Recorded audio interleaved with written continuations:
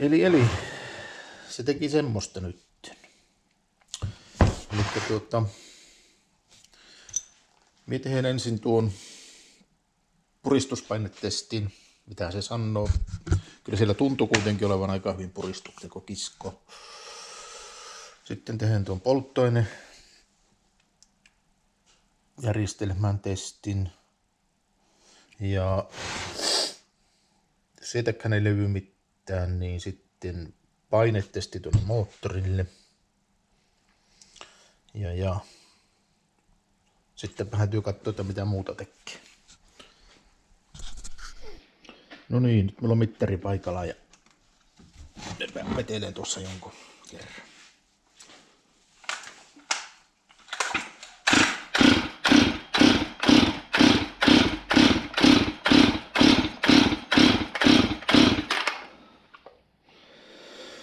Elikkä 11 paaria. Elikkä kyllä siellä pitäisi olla niin kaikki siellä puolen kunnossa.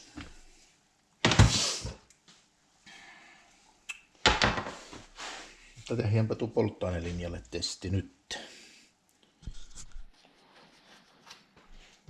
Katsotaanpa, onko siellä vuotoa.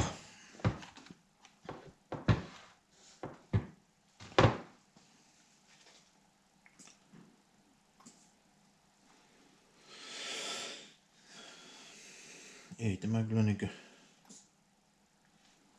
vuo.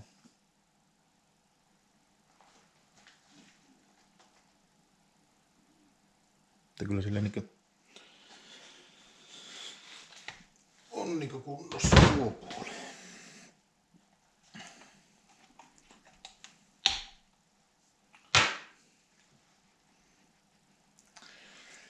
Eli sitten tässä se painetesti. Liputaan tuon kaasarin pois tuolta. Kaasari on irti ja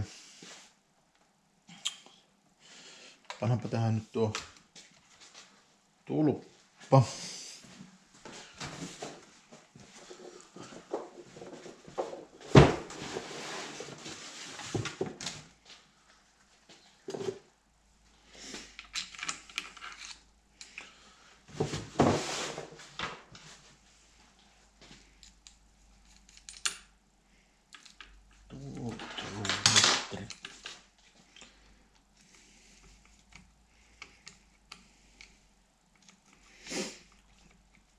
Sitten pannaan pakoaukon puolelle kanssa.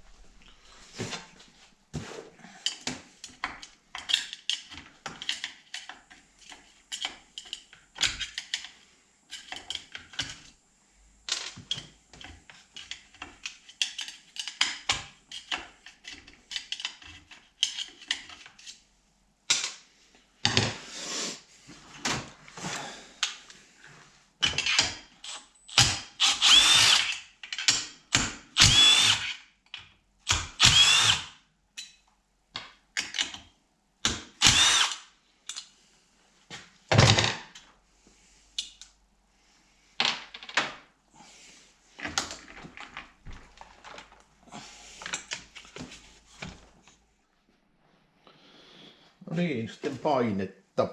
Siellä on nyt pakoaukon puolella on tuo kumilätkä tuossa eessä.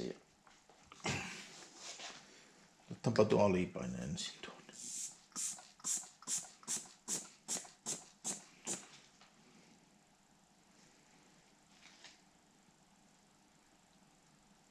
Kyllähän tuo näkyisi pysyvän tuo.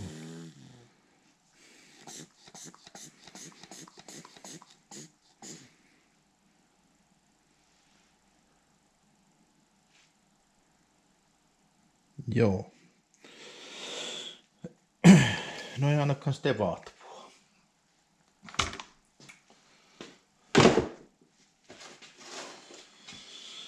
Ja.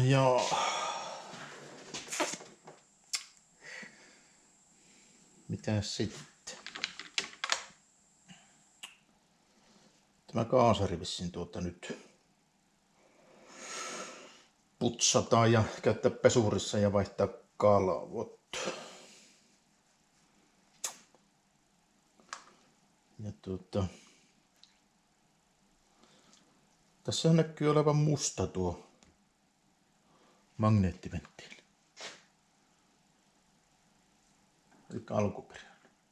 Kyllä. Näissä pitäisi olla jo vihreä. Tämä on 22 vuosimallin saa.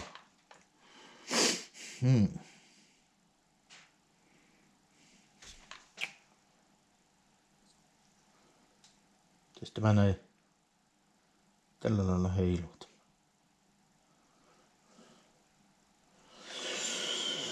Oho, hetkinen.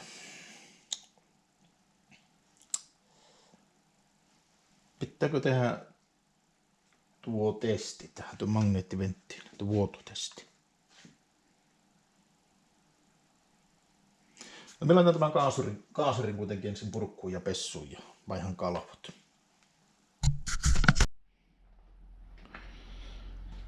Semmonen juttu.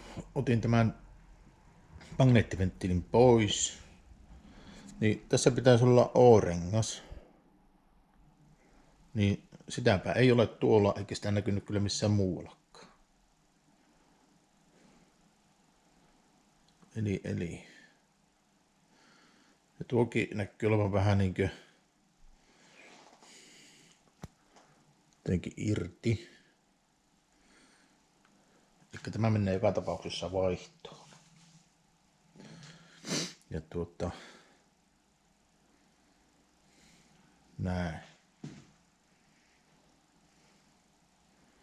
Ja en tiedä sitten, ollaanko tekemään testiä ollenkaan, kun jos tämä kerran oli tämmönen, niin me laitan siihen suoraan tuon uuden vihreän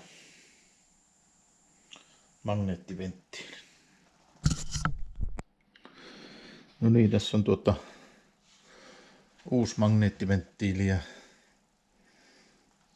siinä on tuo O-rengas paikalla, niin kuin pitääkin olla. Ja laitetaanpa tämä sinne.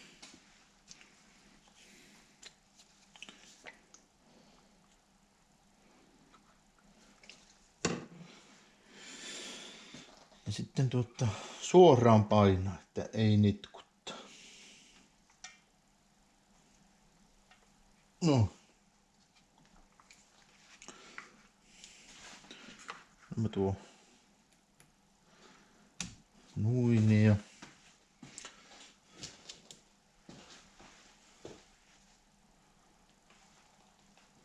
siis mulla on se.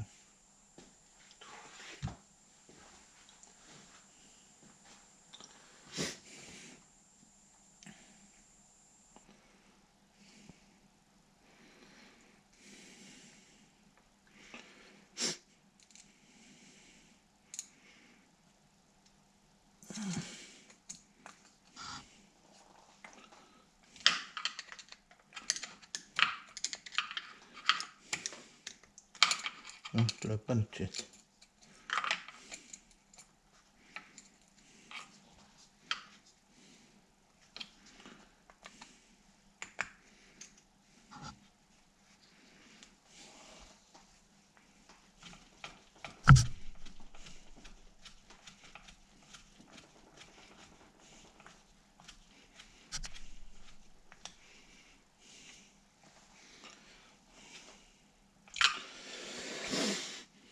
No niin, nyt on tuo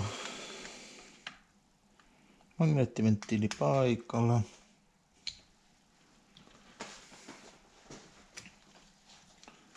Ja Se pitäisi oikeastaan nyt laittaa tehasasetukselle tämä ja kalibroi. Minäpä viritän tuon ohjelman tuohon valmiiksi. No niin, nyt mä olen yhdistänyt tämän tuonne koneelle ja siitä sitten hakemaan jotakin tietoja. Ja mä olen tähän vaihtanut nyt uuden bensan suodattimen. Tulppa on uusi. Ilmanputsari on puhistettu. Ja nyt hakkeen sahaa. Löytääkö sitä?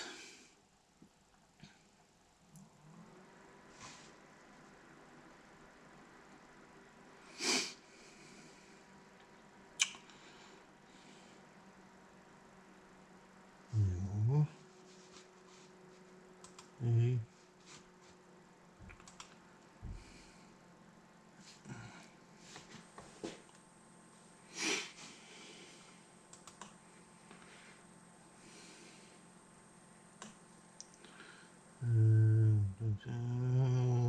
Ohito. Ja nyt haetaan täältä se saha, eli MS241. Tuossa.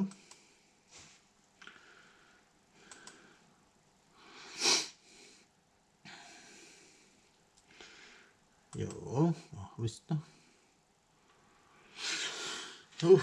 Vaihtavat tietoja kesken. Menee muutama minuutti.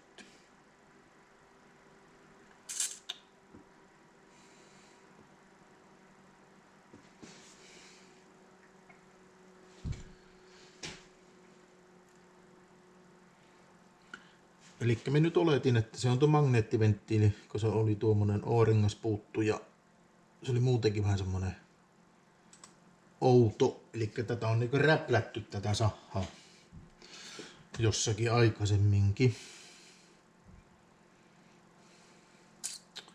Ei se muuten se O-rengas sieltä lähde mihinkään. Ja tiedot.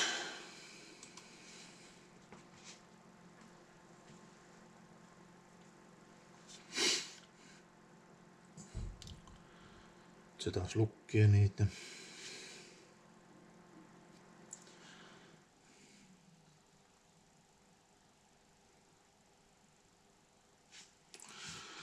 Huoltotiedot. Ei ole varaosaa.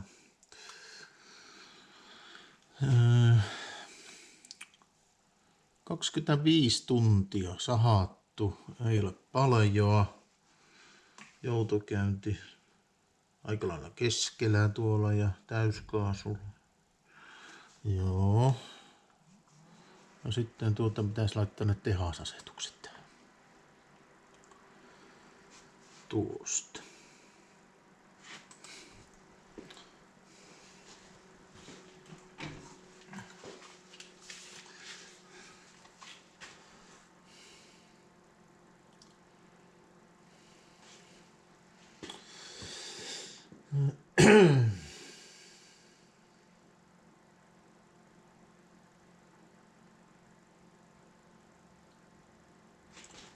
Joo, eli käynnistysasentoon.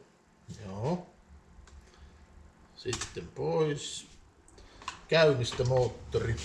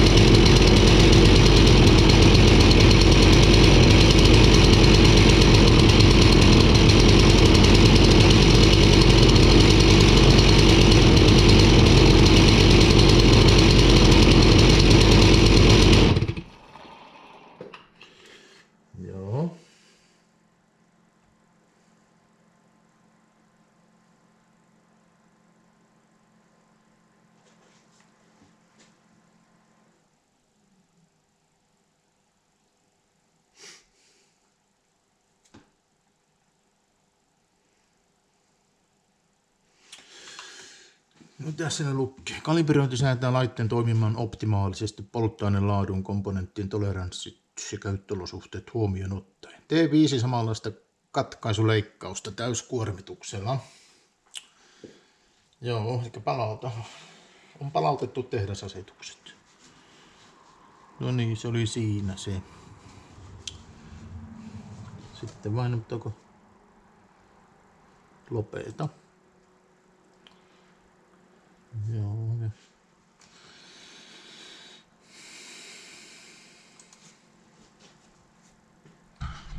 No niin. Eipä se ole muuta kuin sittenkö menee sahaamaan, niin tehdään 5 leikkausta siihen. Elikkä lopputulos oli se, että se oli tuo magneettiventtiili oli sökö.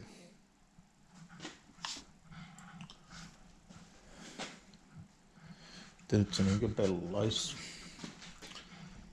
No niin, tämä oli sitten tässä tämä.